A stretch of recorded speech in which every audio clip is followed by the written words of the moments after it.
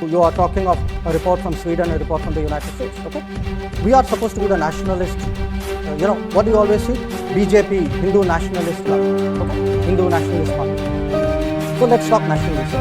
Okay, we are the nationalist guys. We have given vaccines to 70 countries in the world. So tell me, the internationalist countries, how many vaccines have they given? Okay, which one of these countries has said, while I'm doing my people, I will also do people outside who need it as much as my people? How many countries has America invaded since the Second World War? America has been in 19 wars since World War II. The death toll from modern American wars killed in the name of freedom is over 20 million and counting.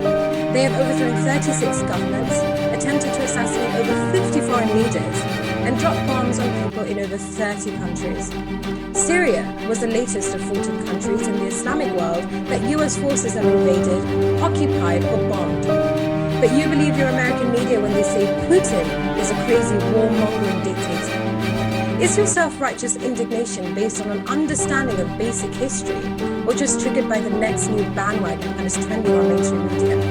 90% of these deaths are ordinary men, women, and children. They started the Korean War, the Vietnam War, the Gulf War.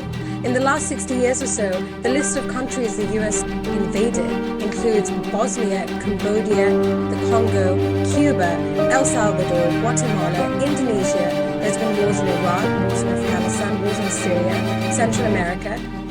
They are the global bullies, destroying any country in the name of democracy and human rights.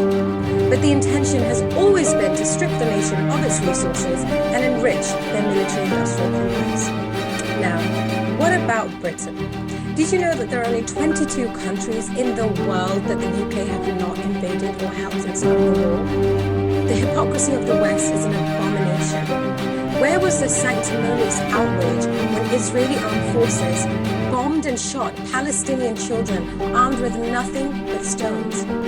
Where was the sense of injustice when George Bush and Tony Blair invaded Iraq? Even after the UN weapons inspector Hans Blix visited Iraq and confirmed that there were no weapons of mass destruction. What a coincidence that Mr. Blix was found dead from suicide.